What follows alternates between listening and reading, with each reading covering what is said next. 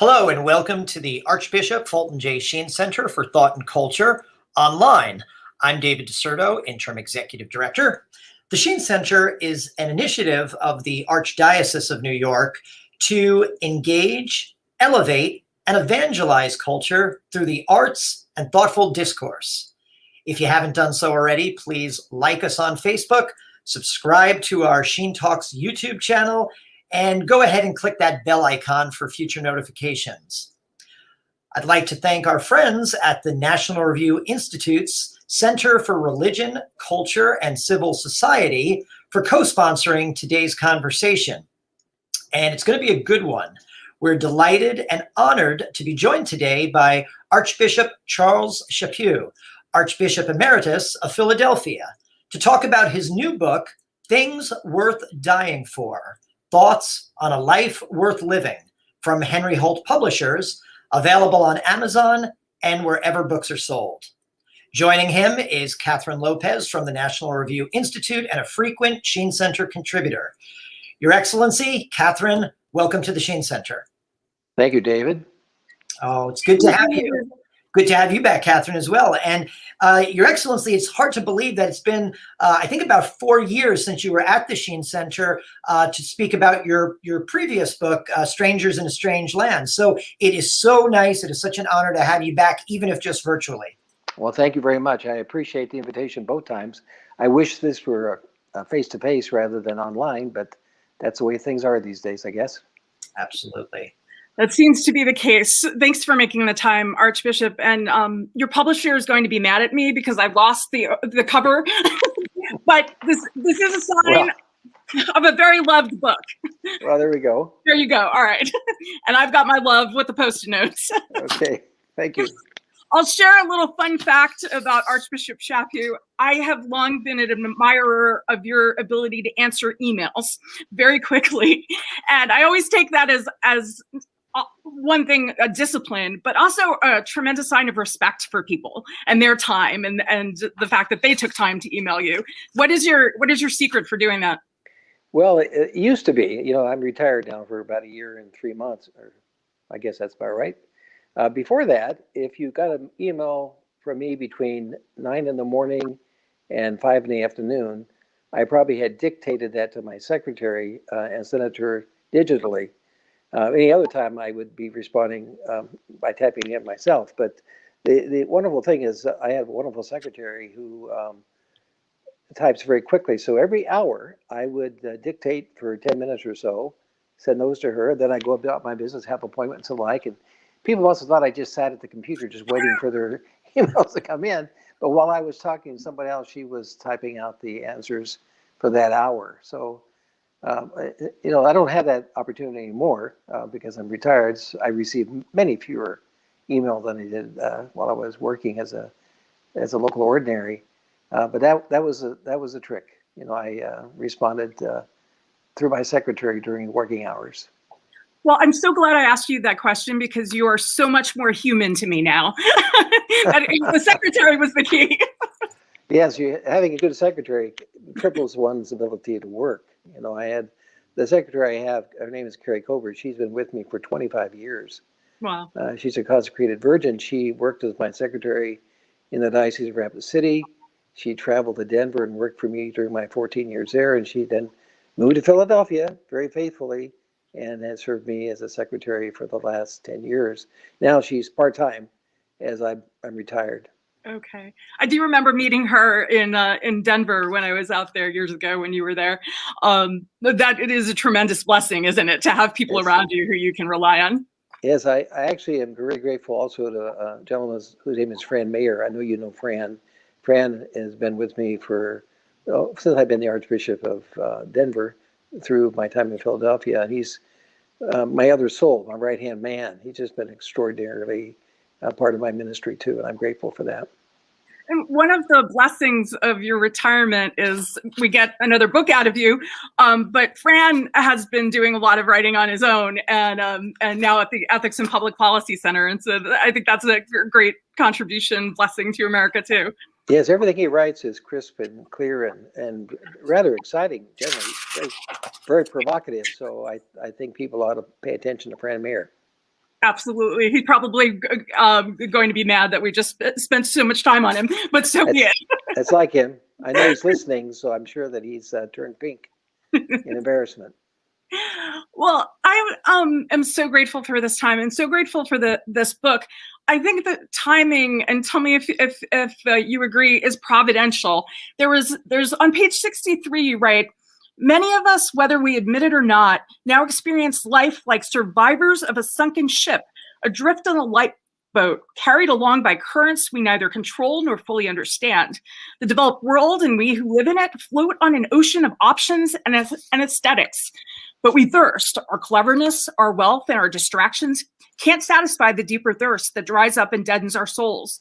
You go on, our economy gives us more choices than ever, but the wrong choices for our real needs. For the individual, the result is a spirit of teased restlessness, confusion, resentment, and more anxiety, not less. And our problems don't stay in the first world. We export them globally as elements of the good life everyone should desire. And oh my goodness, exponentially so after this last year and change we've had, right? Well, not only this last year, but looking maybe back to the beginning of the Trump administration, or the election prior to that, there's been more turmoil and hostility, I think, in our country than I've ever experienced in my 76 years of life.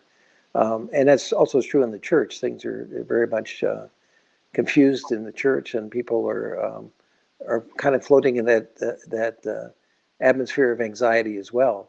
So, and the lockdown certainly added to that. I was retired 3 weeks before the lockdown, and so I don't know what it would have been like if I had been an ordinary. It probably would have been somewhat different, maybe more connected. But being retired during this time has been a very strange experience.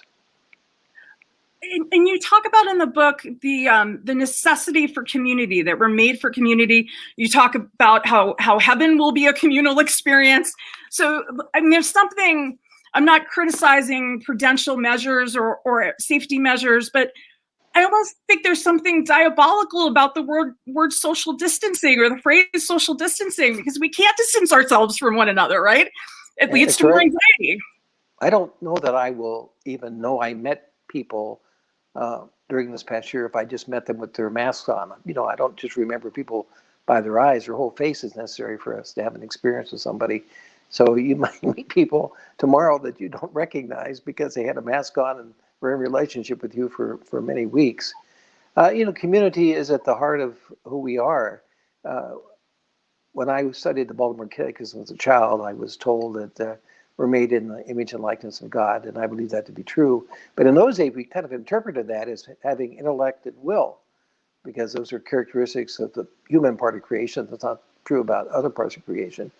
But I think as time has gone on, I came to understand that really means we're made for community, because God, who is one, we believe that God is one, is at the same time a community of persons, distinct persons, Father, Son, and Holy Spirit, interacting in a relationship of love, which is what God is.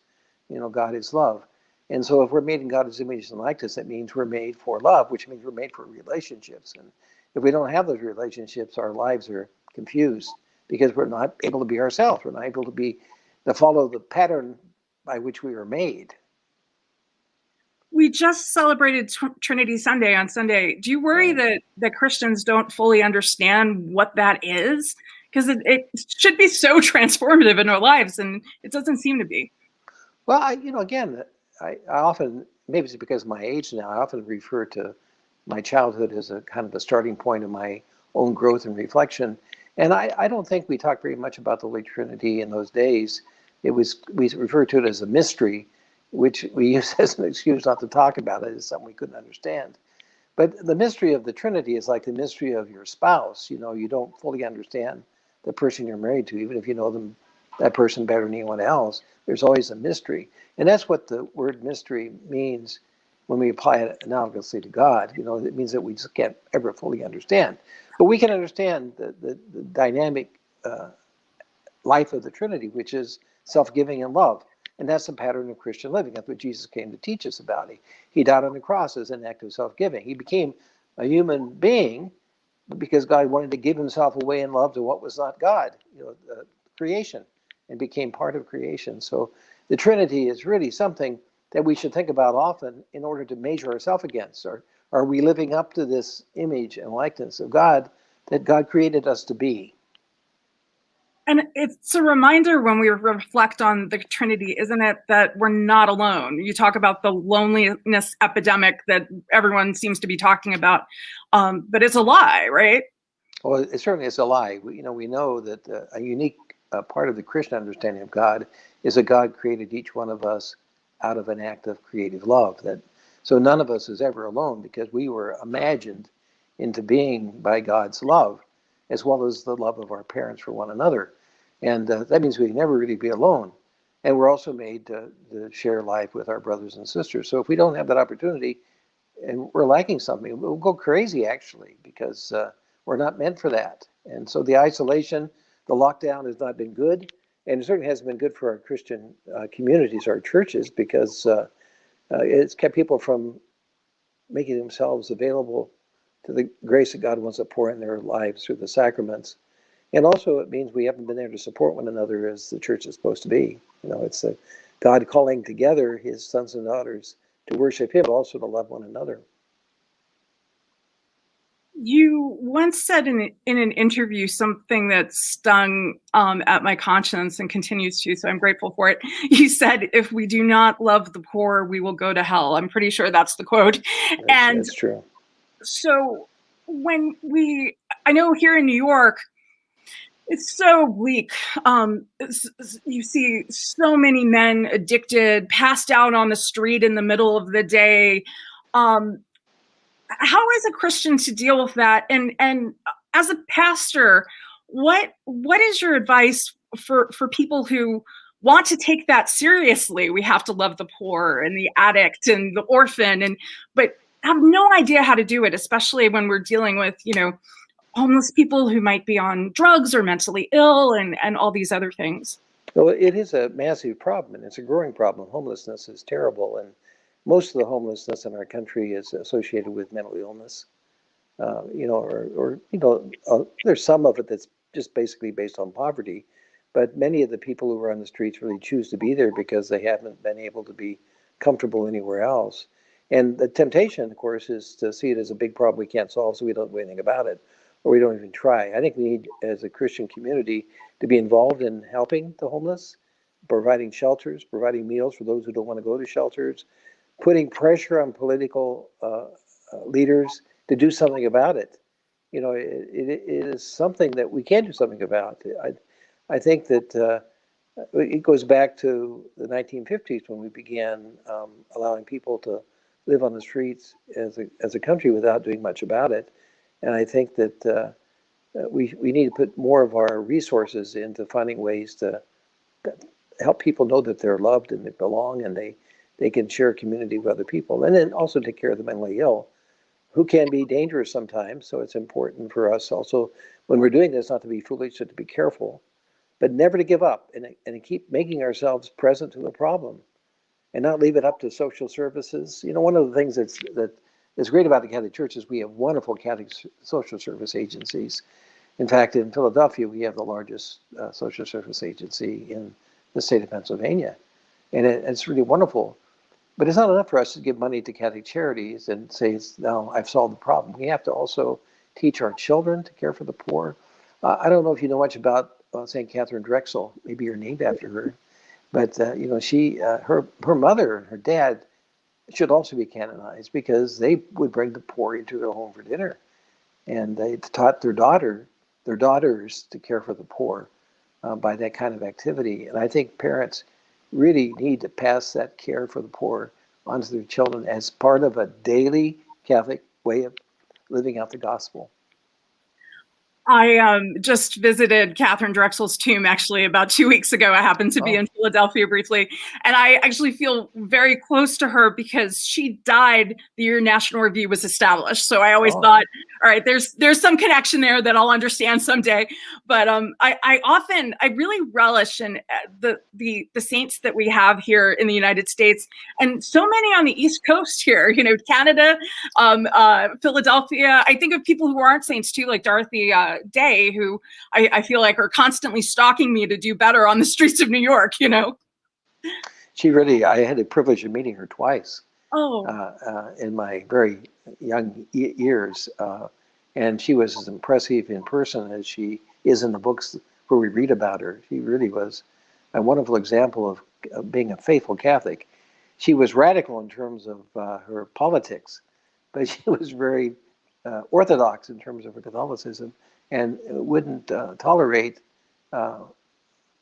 Catholic, the Catholic centers that she developed, not being Catholic in the way they dealt with people, and even in her thinking in their own personal lifestyle. I think that's changed a lot now that she's passed on, and but being a Catholic was essentially part of her life. Just like St. Francis of Assisi, he wanted his friars to be Catholic men as well as being poor men. I actually, one thing that gave me some consolation recently is I met a group of very, very Orthodox, solid young people who have started a Catholic worker house, I think right outside of Pittsburgh. It's in Pennsylvania. Beautiful, beautiful young people. It was very exciting. What do you remember most about her in those two meetings? Well, I remember her hands. I don't know why I remember her hands, but they seemed very old, but very soft and gentle. And she was a very kind and gentle person in those gatherings. The context of one of them was a gathering of young religious in the Chicago area that I was invited to. I was in formation myself to be a Capuchin brother, and just being in her presence was itself a call to holiness and to want to be more faithful just by the light that shone in her eyes. She had actually given some talks at the seminary where I was studying many years before that. It's in her book, I think The Long Loneliness is the name of her autobiography. She talked about being at St. Fidelis Seminary. So I felt that historical connection, and I asked her about that and those kind of things. But she was very human, but clearly a saint. I'm sure she's a saint. I'm sure she's a saint. Archbishop Gomez had a great line a couple of years ago. I don't know if she's a saint, but I know she makes me want to be one. And yeah, that's it. Really, he's much more humble than I am. I think she's a saint, but my yeah, he said it was above his pay grade. But well, it's above mine too. But I arrogantly said that. Well, I really am hoping the church will proceed with her canonization, because she led a life very different than what we would call a Christian or Catholic lifestyle in her early years, and then radically changed through the rates of conversion. And there are many people like that in today's world who could be touched by the example of someone like her becoming a saint. I'm always struck by, in her writings, I mean, she was so human. She was a woman who was lovesick at times. She had an abortion and she regretted it.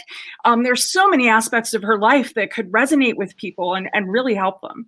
That's right. So I think it's in the hands of the Archdiocese of New York. So all right, we'll get to work here. Hope the Sheen Center is active in promoting her cause. I know the priest who is the director of the cause currently is right down the block, so we'll get him on the phone afterward. One other thing about Dorothy Day is the thing you mentioned, the radical politics, which is obviously true, but what's always striking to me, someone who works for a conservative magazine, obviously, is there was such humility. I can't remember the exact details of the story, but she blasted the Archbishop of New York in The Catholic Worker. And then she cried before the Blessed Sacrament, please, Lord, make sure I'm right, guide me so that I'm right. And she went to him for confession a day or so later, just to show her respect for the office and her humility, which I just always find moving. I think she opposed his breaking a strike by a union. I think that's what irritated her. Another thing, back in the 1970s, when I was a young priest, there was a lot of movement in the church, people who were who were activists, to kind of neglect the beautiful worship spaces, the churches that were so much a part of our history when the immigrants built these churches in our country. And she always said that the poor, more than anybody else, need beautiful buildings in order to experience the presence of God in their lives. So she was a person who's stuck with principles in terms of caring for the poor, made no exceptions for that in her personal lifestyle, but wanted the Lord to be glorified by these beautiful buildings and wanted the poor to have access to them so they would have a space in their life where the presence of God was was visible in a visual kind of way. So she was not. She wouldn't be joining the charge to have the Vatican sell all its art. No, I don't think so. And the Italian government wouldn't let them do it anyway. Right. You mentioned in the book about the church that the institutions, while necessary in many cases, are not the thing. I think often people think of the church as the headlines, the press releases from the USCCB, the scandals, obviously, the schools that are being sold, the parishes that are being closed. But it's so much more than that. And yet all these other things, they can get in the way from people actually encountering God in the sacraments, can't they? The East Coast, especially in our country, is the fact that the church is getting smaller and smaller in terms of the number of people who actively participate in the life of the church. And we are overly burdened with buildings, some of them rather beautiful, but very empty. And, I've had the difficult problem of having to merge parishes and close churches, especially during my time as the Archbishop of Philadelphia. And I was honestly scandalized by the lack of faith that process would reveal, because people were more committed to their buildings than they were to the Lord. They didn't go to church, but they wanted their building to stay just so they could show up on Christmas or Easter, or because their grandparents had put a window in the church or whatever. But really they had no charity in terms of the way they dealt with their bishop. But also, what's important about the church is we give praise and glory to God, and we come together as a community. And if the buildings get in the way of us doing that, we should be detached from those buildings. But people are often more attached to those things than they are to the Lord himself. And you're right, when the headlines are always about institutional matters rather than about the life of love and service that is at the heart of our relationships with each other, and a worship of God, which is the first and primary commandment, that we love God with our mind and soul and heart. And then the other commandment, loving neighbor, is a sequence, follows after that. Commandments are sequential in a very real sense, that we really won't be Christians if we just love our neighbor and don't do that out of an overflow of our love for God. We could be good social workers, but we wouldn't be good Christians. And that's something Pope Francis talks about a lot. We're not an NGO, right? Right. Do you, when you look at what's gone on this last year and change, people not being able to go into churches, people maybe getting used to virtual masses, are you concerned about whether people, and we had seen polls before COVID already, that people don't really believe in the real presence, don't understand that we're talking about Jesus Christ in the Eucharist. Do you see anything hopeful in that realm? I certainly see some people coming back to church, of course, but what are your concerns there, and where's your hope? Well, I'm not optimistic, because I think that is a psychological state. That's not a virtue. I am hopeful because we know the end of the story already because of Jesus's resurrection from the dead. So we know things are in God's hands, and that's always a reason for us to have confidence in the future and to be hopeful. But things are pretty bad. The practice of the faith has diminished considerably, and I think the pandemic has hastened that process. What are the signs of hope in the midst of that? Well, I think that those who remain really are more intensely committed. They're not just committed to the formality of the church. They're committed to foundational elements of the faith in their lives. I meet a lot of young people who are very serious about being Catholics in the face of a culture that disparages being a Catholic. The seminarians today, there are many fewer of them than there were back in my day, but they're becoming priests at a very difficult time. They know it's a difficult time, and despite the sexual abuse scandal in the priesthood over the last, which has been revealed over the last many years, they're still willing to come and place their life at the service of God and their fellow Christians, which is a wonderful thing. So, and the movements in the church, that there's an intensity about the faith and the movements, which were not common, back when I was a child. We had organizations, but they were kind of social organizations. rather than evangelical associations like the Neo-Catechumenal Way and similar kind of renewal groups that are present in the church today. So there are all kinds of signs of hope like there were in the earliest days of the church, but they're not huge in terms of bringing massive numbers of people back to church.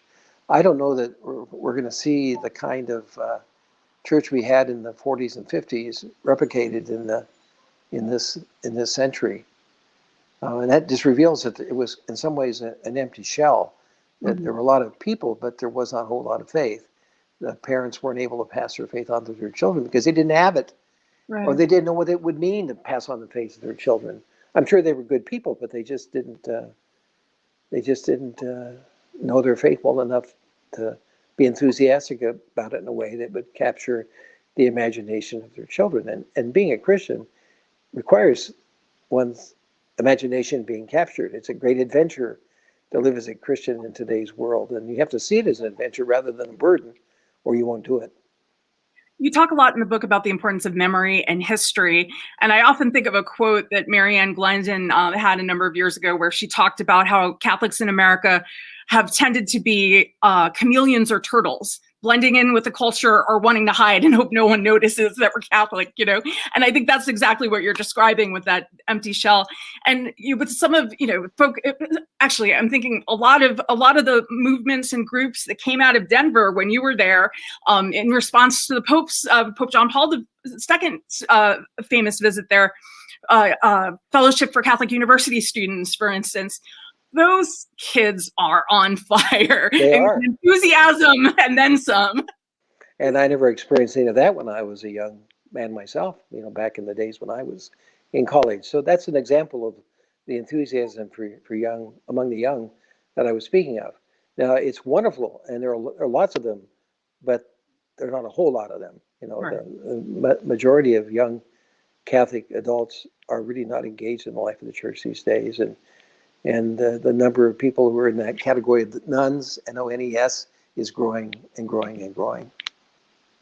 Yeah, if I had $1 for every email I get, that's so, why are you bothering with the middleman and all of these things, and obviously no sense of not only the treasury of faith, but obviously the reality of the sacraments.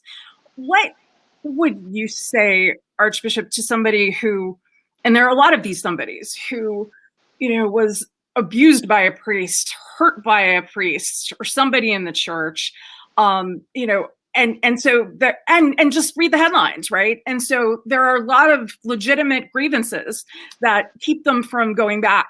So they're falling away, and there's so many fallen aways, right? Why should they give it another chance, especially if they feel the thirst, especially after this last year, right, and all the chaos? Well, you said, what do you say to them? I don't know that you can say very much, and probably silence is better than a lot of talk sometimes.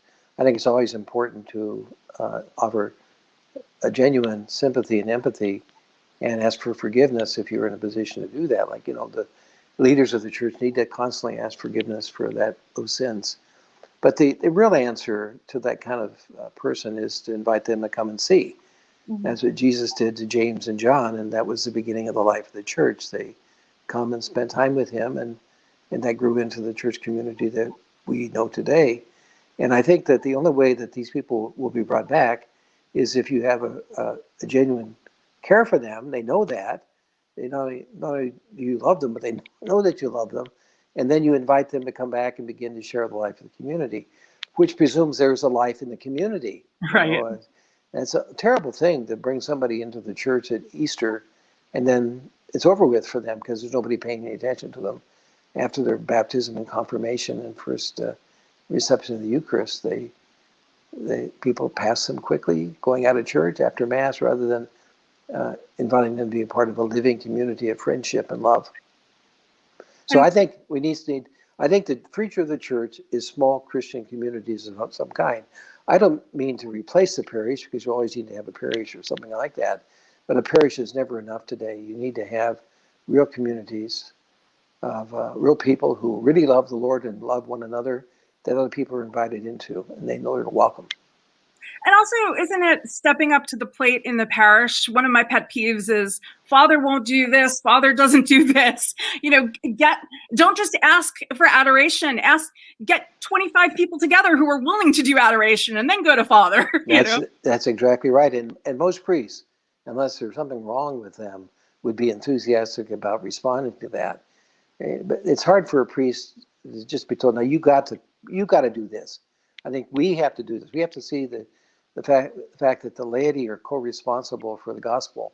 The Apostles, which we read during the Easter season, we do that every year, is a story about the laity as much as it's a story about Peter and Paul. And Peter and Paul's partners in the ministry were not clergy like Aquila and his wife Priscilla in the Acts of the Apostles and Apollos. They seemed to be lay evangelists who were also preachers of the gospel. And I think it's important for people today not to say Father should do it. That's clericalism. It's making the church. The most important sacrament of the church is not the priesthood; it's baptism. And that's the fact that I'm a baptized Christian is much more important than I'm an ordained bishop.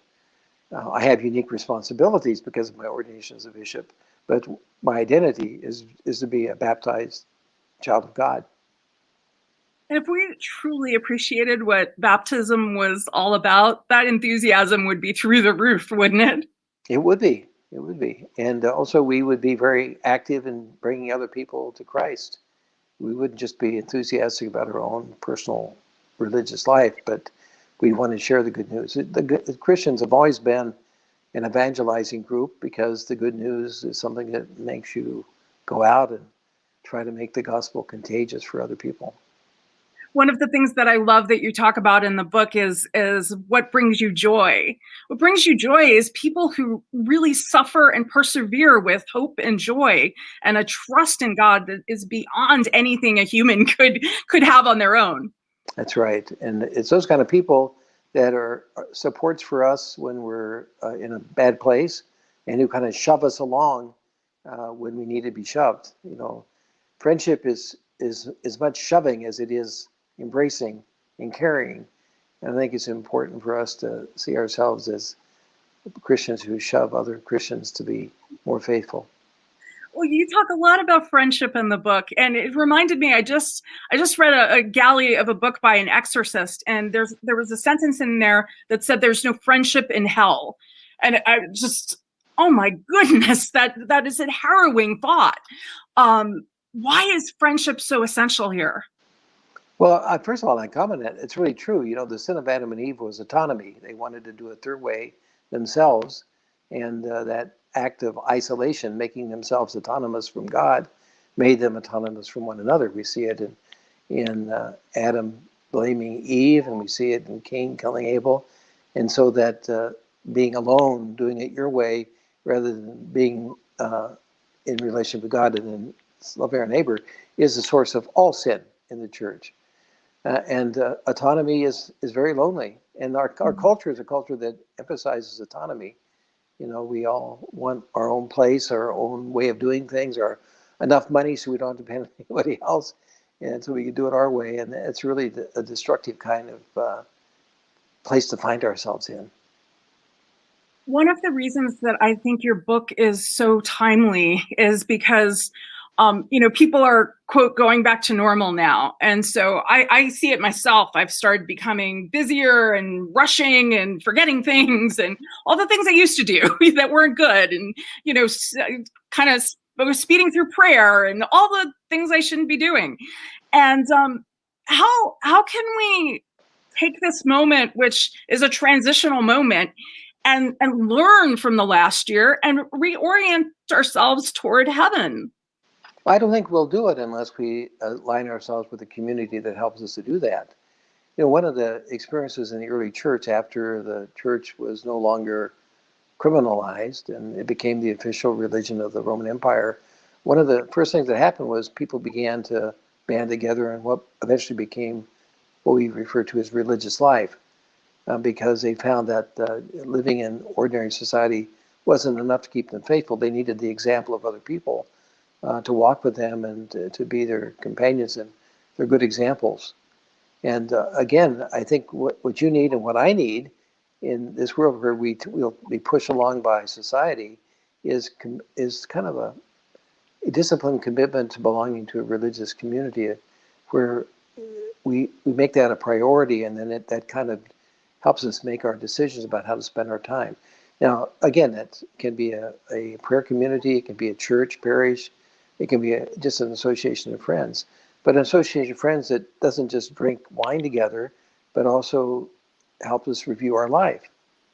You know, many priests belong to Jesu Caritas groups and similar kinds of things, which are really communities to remind them who they are and what they committed themselves to when they got ordained. And I think all of us who are baptized need the same. Because, and again, when you make basic choices, like, you know, most people decide to get married, they should, if they're serious about being Christians, they should try to marry somebody who is also serious about being Christian, who will help them get to heaven. And that should be the primary criteria by which we make those life decisions. Because then you parents have the obligation of helping your children become who God wants them to be, which is also, getting to heaven isn't entering into a world of make-believe. It's the plan that God has for us for eternity. You know, it's going to be, to enter into the new life of the resurrection is a moment of great adventure. I don't know what it's going to be. We really don't know what it's like because we only have glimpses of it. But it will be an extraordinary experience for eternity. And I think that that's something that we'll long for if we begin to live that life here and experience it here. You mentioned that we don't like to think about hell. There are Christian theologians who try to write hell out of existence. And then we wind up making our lives hellish by doing so. Why is hell so important, and why should we not be scared to talk about it? Well, I think there are two kinds of people who write hell out of existence. One is a positive thing. They want to emphasize the mercy of God and the goodness of God, and we know the Scripture tells us that God desires the salvation of all people. So they say it's all right for us to hope that there's nobody in hell because it's a reflection on the mercy and love of God. Now, I'm not in that group because Jesus spends so much time in the Scriptures warning us about the danger of eternal damnation. And why would he spend all that time warning us about it if it isn't a reality or a real possibility for us? So I think that hell exists. I think it's populated, unfortunately, by too many people. And certainly it's occupied by Satan and his minions also. We believe in the reality of those spirits. You know, it isn't a part of our visible world, but the visible world isn't all there is to the world in which we live. So I think, I personally also think that, you know, sometimes it's not enough motivation. Love is not enough motivation. We have to be afraid, you know, for a lot of reasons. Like, we don't, in the natural world, like, you know, we might be tempted to drink too much, and we don't because we don't want to get a DUI. Well, that's not the best motivation, but it's pretty good motivation if it keeps you from getting a DUI and hurting people. So I think we human beings need to be motivated by danger as well as by positive things, and being conscious of hell and believing it exists and it is a real possibility for us can keep us on the narrow path. You know, Jesus talks about the path of eternal life being narrow and not broad, and it's important for us to be afraid of the right things as well as to be in love with the right things. Well, at the same time, you know, there's this caricature of the church that we're all about no's and we're all about fear and hell. But why aren't we meditating more on heaven? And one of the things that you're forthright in the book about is you know, you have less years ahead of you than, or more years behind you than ahead of you, and you're thinking a lot about because you have friends who've died, and but you seem to have a tremendous peace about it. And I imagine that's from obviously your faith and your hope, but from your prayer too. Well, it's also from my family background. You know, the second chapter of the book is about death and some of the customs around death that are part of human existence. You know, we are the only part of creation that bury the dead. Animals don't do that. Human beings are the only part of creation that are creative in terms of art and those kind of things. We're the only ones that make complicated tools, but we're also the only ones that bury the dead. My father was a mortician. I lived above a funeral home. I grew up living in a funeral home, and I occasionally would help my father when I got older to pick up the deceased from their homes or from the hospital or whatever. And so having dead around me was part of life. It wasn't something strange or frightening to me because it was the natural part of life. So I'm grateful for that because I think it did give me a certain kind of peace around death and dying that a lot of people don't have. And again, I'm old enough to remember the days when the wake services were long, and went for a couple of days. People didn't just come in for a couple hours before the funeral, like so often the case today. We don't even have wakes in funeral homes anymore. They're often in the church just a couple hours before the funeral. And we have cremation now, which means that a lot of young people, children, don't ever see a dead body. And never visit cemeteries. Those are all they're really damaging things. If I could change one thing in the practice of the American church, it would be getting rid of the permission we gave for cremation, because I don't think that has served anybody well. I don't know why we even do it, because I think going to cemeteries is a very important part of realizing our own mortality and a way of expressing our love, of course, for the people who meant something to us personally in our lives and have died. I'm a psychiatrist, but it seems like it's got to be a fact that it's both mentally and spiritually devastating for a person not to be able to face the reality. Yes, I don't know what these people are going to do when they're facing their own death, when they haven't even experienced the death of others. I was blessed to be with my mother when she died, and that was a very important spiritual moment. Certainly it was for her, but it was really, I know personally, it was really one of the most important spiritual moments of my own life. And it actually kind of inoculated me against fear of death. Now, when it comes time for me to die, I think I'm going to be afraid because, at that moment, it's not just theory, it's reality. But I expect that I'm going to be more peaceful than not, because I really do believe that I'm not going to go out of existence. I know I haven't always existed, but I can't imagine that I'm just a bunch of atoms that has been cleverly put together, that I have self-consciousness, but then that disappears after my body dies, because my mind is not dying. And, as you get older, you have limitations on your memory and the speed with which you might be able to do things compared to when you were younger. But, my mind is as much alive as ever before, and I can't imagine that it's going to go out of existence when I die. Do you fear purgatory? Do I fear purgatory? Well, I don't like to suffer, so I guess I would. But if you're in purgatory, you're going to go to heaven. So, one of the false dichotomies between ourselves and the Protestants is this whole business about purgatory, because they say when you die, it's either heaven or hell. And the answer I give, it's true, because purgatory is part of heaven. Right. It's not a separate existence from heaven. It just, I think it's going to be a long embarrassment. Ever been deeply embarrassed about something, Kathryn? Oh, yeah. Yeah. Well, I think that's what purgatory is. We're going to be embarrassed Oh, dear. about how we've neglected the graces that God has given to us. And that it'll be a deep kind of embarrassment. And not only that we know it, but everybody else will know how we neglected the graces that God gave us. So my sister is a dear friend of mine. I love her dearly, but when I want to get her goat, I tell her that, when you die and we go to heaven, I'm going to know all your sins. She said, you're not either. She doesn't want me to know her sins. But I tell her that to get on her nerves. But it's true. But we're going to know each other's sins. But what that'll do, it will give praise and glory to God for his mercy, rather than just being embarrassed and ashamed of our own lack of response to grace. So it'll be a grace moment. But purgatory is part of heaven. It's important for us to understand that. After death, there's either heaven or hell. There's no exceptions to that. And if I get to purgatory, I'll be happy that I didn't go to hell. So am I afraid of purgatory? No, because it's a step in the right direction. Is there any trick for us not to be so scared of suffering? Because we all hate it. I don't think I'm afraid of suffering. I hate suffering. I hate the pain Yeah. of Okay. suffering.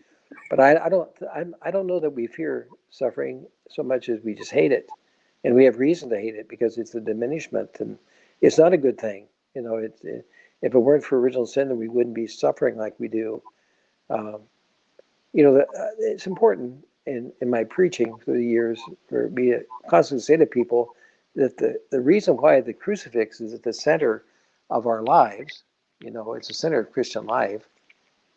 Processions lead with it. I'm actually wearing a pectoral cross because it's a central symbol of what it means to be Christian. It's a symbol not of suffering, but of self-giving and sacrifice. And that's what's important. The Lord doesn't want us to suffer, but he wants us to sacrifice. And if sacrifice requires suffering, he still wants us to sacrifice. And that's what's important. So it's not the pain that's important, it's the self-giving. And if we can learn, in our personal suffering, to give that to God as an act of giving ourselves to God, accepting the diminishment of our lives in order to give ourselves to the new life of the resurrection, that can be a very, very good thing. And we have Jesus' promise of that's what the Paschal mystery is all about. It's about death, but it's also about resurrection. And there's no resurrection without death. None at all. It's required. Well, that self-giving of the cross, I keep thinking about it because it's love, and it's June, so it's Gay Pride Month, and you see, love is love everywhere here in Manhattan, and the rainbow flags, and I just want to keep putting up just putting crucifixes places like this is love. It's not what we want. It's giving of ourselves. Yeah, so love is self-giving. It's not warm feelings about another person. It's nice if it's accompanied by warm feelings, Sure. Of course, and there's all kinds of love. We've had those classic definitions of love, moving from compassion to radical self-giving, agape, and there's friendship as part of that, and there's eros, the love of a marriage. But for us, the heart of love is the way the Trinity loves, which is nothing but self-giving. That's all God is. God is just giving himself away to the other persons of the Trinity, but also to creation and the universe.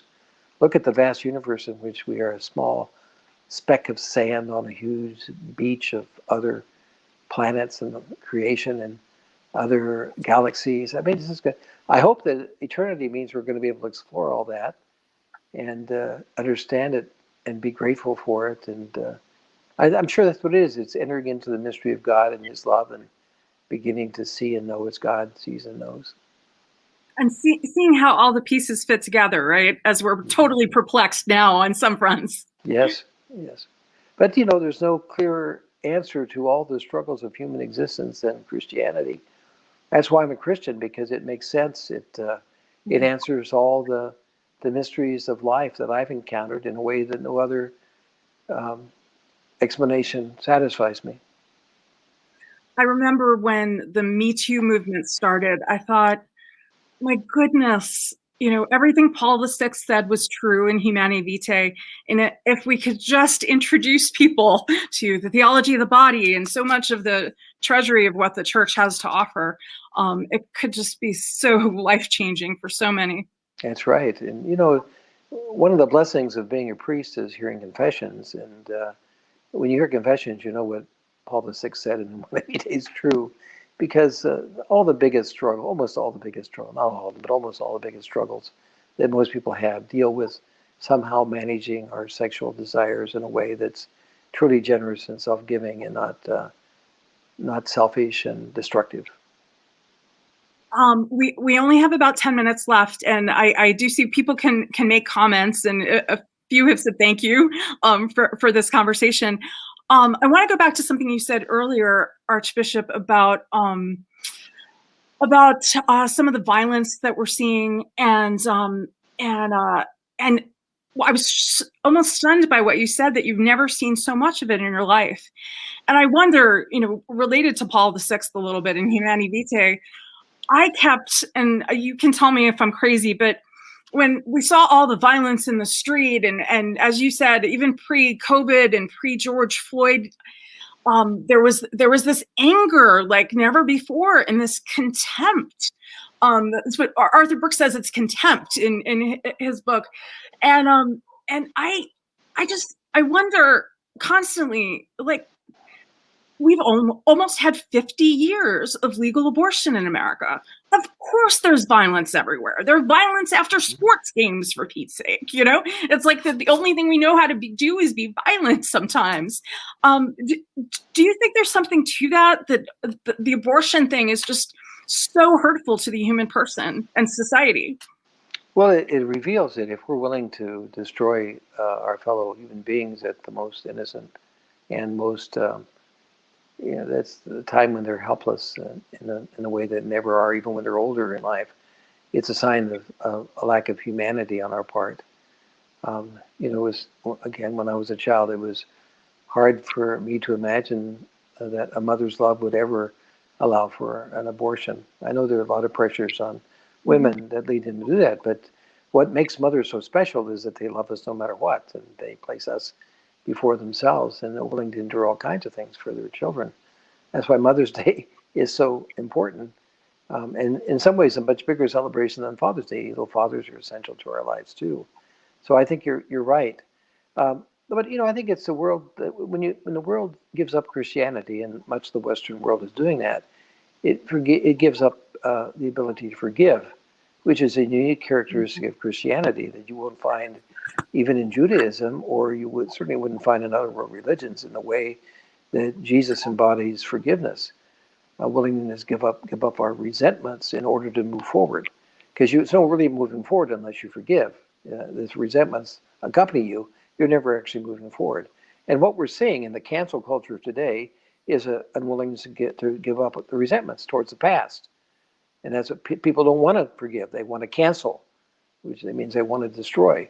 So it's all a consequence of the same kind of lack of humanity and a lack of a willingness to forgive. So I think in some ways we're where we are as a culture because we haven't been able to learn Jesus' basically the command that we forgive our brothers 70 times, 7 times, which means in all circumstances. And it means we really do, we really forgive them. That doesn't mean we forget the pain that they cause us, because that's sometimes very hard to do psychologically. But wanting to give up our resentments is an essential part of being a Christian. If you don't want to give up your resentments, you can't go to the altar. You have to leave your gift at the altar and go back and ask forgiveness before you go forward. And that's the story of life. And that's what's happening. Political parties are resentful towards the other parties. They don't want to forgive. All we want to do is cancel.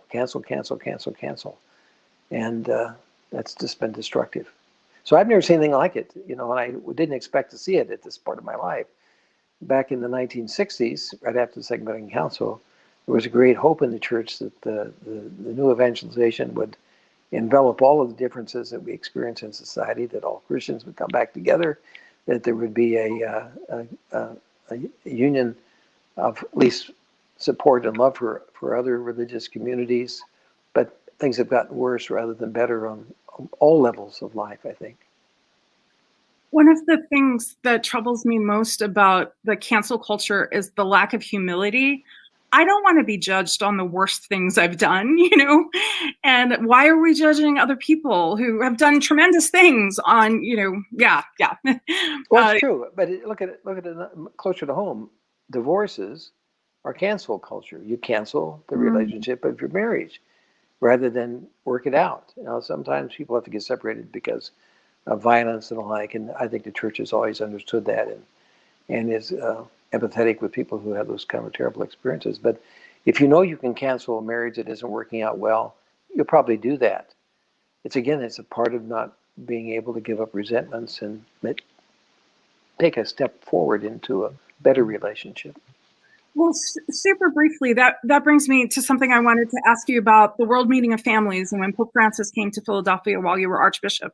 That was all about family, and I thought he set it up really well when he was in D.C. too. He talked about how people go through their lives anesthetized, and in no small part, as you talk about in the book, this is because they don't know family life, and I think you talk about the heroic birth mothers in your book, and I think about how so many of us don't really know about the orphans in our midst, kids in foster care. And Yeah, I mean, do you have any, what's your prayer about the renewal of the family?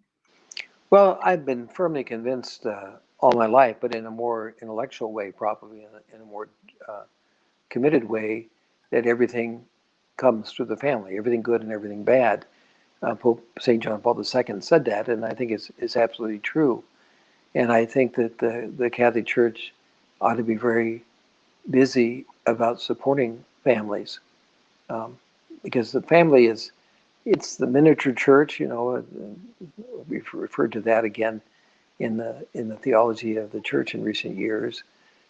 It's the first church. It's a place where we first come to faith with our parents, and I just think everything depends on that. So we ought to put a lot more resources into family ministry, and by that I don't mean family programs, because programs are programs, and they can end up being just programs rather than actual causes of renewal, but helping parents understand their responsibility. Catholic schools don't take the place of families, they support the family, but unfortunately, sometimes they take the place of families. The families want them to take their place. They'll take their kids to Catholic church because they don't want to teach religion to their children. They want the Catholic schools to do that. But we have to get back to helping couples when they get married understand that this is an essential part of their path towards salvation, their own salvation history. And it's very important that they take it very seriously and do something about it throughout their whole lives with their children and with their spouses. And people in parishes and just amongst friends realizing, let's be resources for one another. Let the couple have date night, things like that. Right. I have to get this back to David in a second, but I just want to close by highlighting something that you have at the end of your book that among other things reminded me of the Sisters of Life, who are now in Philadelphia, among other places. You talk about wonderful women. Oh, they're so remarkable. But the last paragraph of your book is so merciful and gave me such hope. You say, rarely we see the full effects of the good we do in this life. So much of what we do seems a tangle of frustrations and failures. Yes, I can relate. We don't see on this side of the tapestry the pattern of meaning that our faith weaves. But one day we'll stand on the other side, and on that day we'll see the beauty that God has allowed us to add to the great story of his creation, the richness we've added to the lives of our family and friends, the mark of the better we've left on the world, and the revelation of his love that goes from age to age, no matter how good or bad the times. We are each an unrepeatable, infinitely treasured part of that story. And that's why our life matters. Amen. And I really recommend this book to everyone. There's so much more beautiful things that we didn't get to talk about. Thank you, Archbishop Chaput. Well, thank you very much for the invitation. It's always good to be with you, and you've been a wonderful support through the years. You've been a cheerleader for me, Kathryn, and I'm very grateful. Well, you've been a tremendous encouragement to me personally, so thank you. Thank you. And thank you, David. Oops. David's muted and he doesn't realize it. Thank you, Your Excellency. Thank you, Kathryn. And before I let you go, I just want to ask you one quick question. Given our namesake here at the Art Center, obviously after Archbishop Fulton Sheen, your wonderful subtitle, Thoughts on a Life Worth Living. I mean, obviously that you caught that. Was that inspired by Fulton Sheen? Well, at least indirectly, if not directly. I don't think we really cable stole it. The person who writes the title for the book is the publisher, rather than the author of the book, and Henry Holt did that for me. But they negotiated different possibilities, but certainly that Fulton Sheen's Life is Worth Living was in my mind as we came up with a subtitle to the book, things to die for. And it is a reflection on a life that's worth living. Absolutely. Well, Fulton Sheen also said that any book which inspires us to lead a better life is a good book. And we can certainly say that not only about this most recent book of yours, but all your books, the previous two.